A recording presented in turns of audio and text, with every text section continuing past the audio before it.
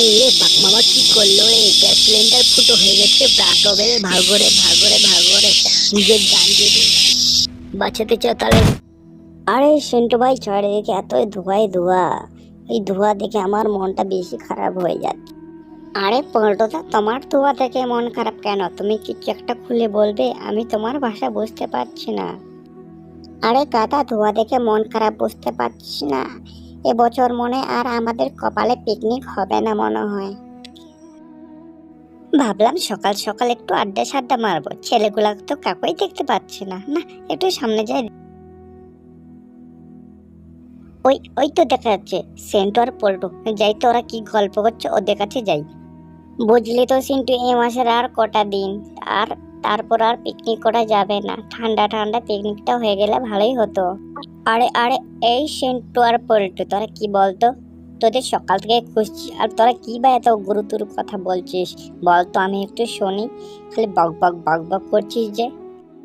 আরে বলছিলাম যে মেচকাদা বলছি, ছোট মোটো করে একটা পিকনিক করলে হয় না? তাহলে তো ভালোই হতো, এই ঠান্ডা ঠান্ডায় পিকনিকটা জমে যেত একেবারে। আরে মেচকাদা এসে পড়েছে, তো টেনশন নেই। মেচকাদা, তুমি একটা কিছু করো, তোমার ভরসায় ভরসা। এবারকার পিকনিকটা তোমার আশায় হলে হবে, তুমি একটা কিছু ব্যবস্থা করো দেখি। আরে তোরা আশা করে বললি তো, আমি একটা কিছু ভাবছি। আমি ভাবছি যে বাঘ মামাকে সাথে নিলে হয় না? বাঘ মামার সেই ডিজে আছে, ভ্যান আছে, তাহলে অর্ধেক খরচ তো ওখানেই বেঁচে যাবে। আর পিকনিকটা জমে যাবে। তার মধ্যে বাঘ মামাও যাবে, খাওয়া দাওয়াটা একটু ভালোই হবে। কি কি বলিস তোরা, বল। আর এই নারে মিচকেদা, আমাদের তোমার পরেই ভরসা মিচকেদা। বলছি বাঘ মামাকে তো রাজি করার দায়িত্ব কিন্তু তোমার। তাহলেই সম্ভব। কি বলো, তুমি করবে তো? আরে তোরা এত টেনশন নিস না, আমি বাঘ মামাকে যেভাবে ম্যানেজ করে নেব। চল তো দেখি, বাঘ মামার বাড়িতে একটু যেয়ে দেখি। চল চল চল, কি বলিস সেন্টু? চল চল চল।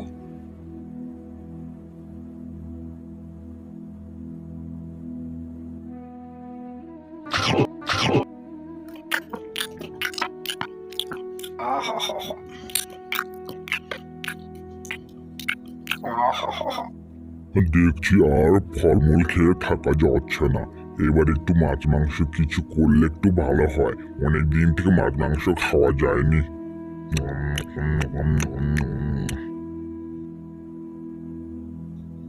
ও বাঘ মামা, বাড়িতে আছো নাকি?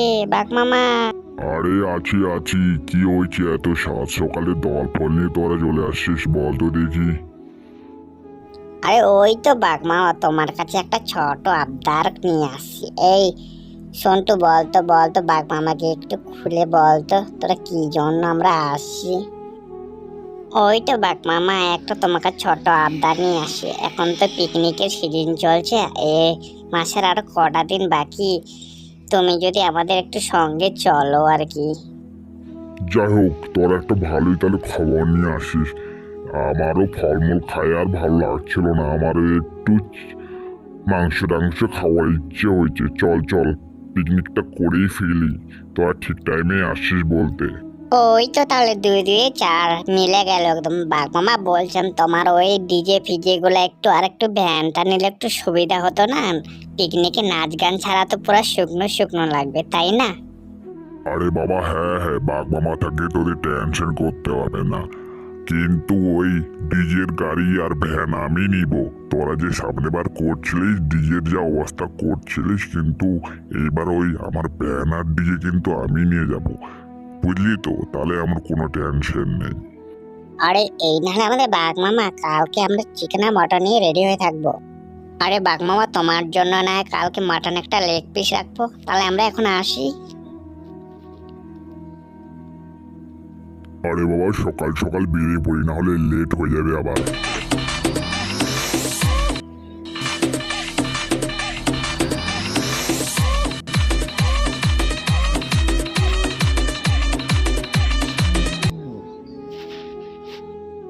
আরে বাঘ মামা কি আমাদের কি ধোকা দিল নাকি? এখনো আসেনি। আরে ঠিক ঠিক বলছিস তো, বাঘ মামা তো এখনো আসলো না। অনেক টাইম হয়ে গেল, রোদ্রটা বেরোইছে। সকাল সকাল যাব ভাবলাম। আমি ভাবছি বাঘ মামা আমাদের ধোকা দিল না তো আবার, যে মিথ্যা কথা বলে সবকিছু রেডি করবে। আরে আরে, তোমরা টেনশন নিও না। বাঘমামা নিশ্চয়ই আসবে, কথা দিয়েছে যখন আমাদের। হ্যাঁ, এমন ছাত্রামি করলে তো বাঘমামাকে আমরা একটা শাস্তি দিব, ঠিক? আরে ওই দেখো দেখো, বাঘমামা চলে এসেছে, ফালতু টেনশন নিও না। এই যে বাঘমামা। আরে আরে চল চল, অনেক বেলা হয়ে গেল তো, পিকনিকটা তাড়াতাড়ি করতে হবে নাকি? আর তো আমার মন সইছে না, তাড়াতাড়ি চল। আরে ও বাঘমামা, একটা ডিজাইন লাগাও সুন্দর দেখে।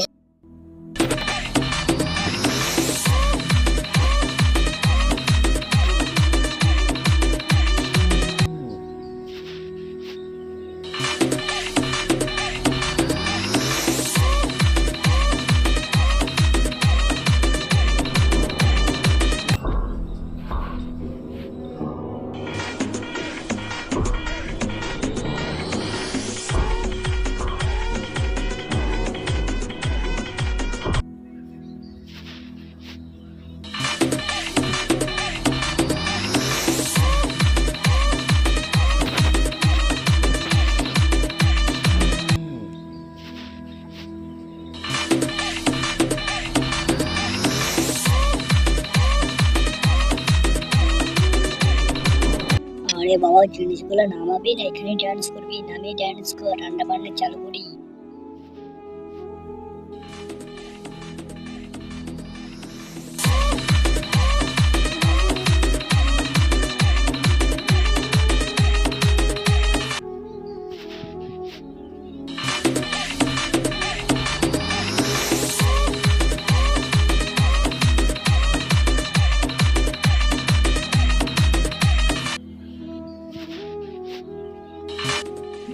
আরে আরে, সবাই নাস্তা ধরছো, আমাকে কি একটু সাহায্য করো রান্না বান্না।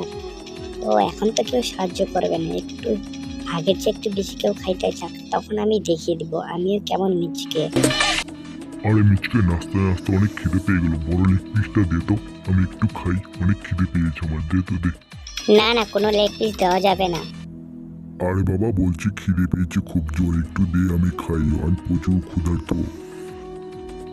আরে বাঘমামা, একটাই তো লেগ পিস, তাতে আবার এটা তো আমি খাওয়ার জন্য রেখেছি, তাও আমার তুমি আবার এতে নজর দিচ্ছ, এটা কি আর ভালো লাগে? এটা আমি খাবো। আরে মিচকে, ভালো করে বলছি লেগ পিসটা দে, আমার কিন্তু প্রচন্ড খিদে পেয়েছে, আমার খিদে জ্বালা আমি সহ্য করতে পারি না, আমার ভাইকো রাগ উঠে যাবে। এই তোরা কিছু বোঝাতো বোঝা মিচকে, আমাকে এই খিদার সময় এমন আর কি ভালো লাগে না, বলছি তাড়াতাড়ি লেগ পিসটাকে দিতে বল, তাহলে আমি আবার প্রচন্ড রেগে যাবো আবার।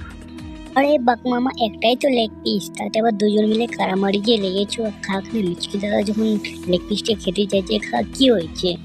তুমি নাহলে পরের বার খেয়ে নেও, পরের বার পিকনিকে। ঝগড়াঝাটি কি আছে বলো?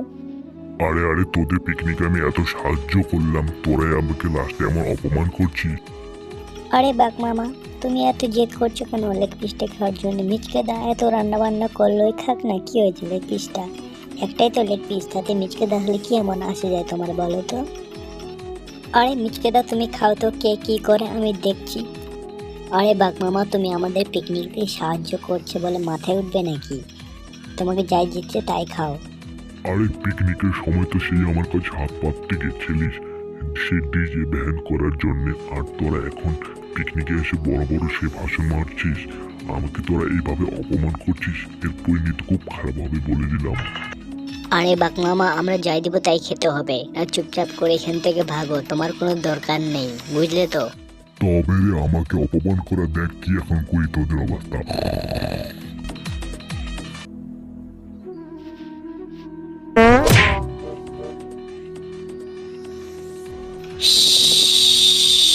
এই রে বাঘমামা, কি করলো রে? গ্যাস সিলিন্ডার ফুটো হয়ে গেছে, ভাগরে ভাগরে ভাগরে ভাগরে, নিজের গান যদি বাঁচাতে চাও তাহলে এদিকে ভাগো।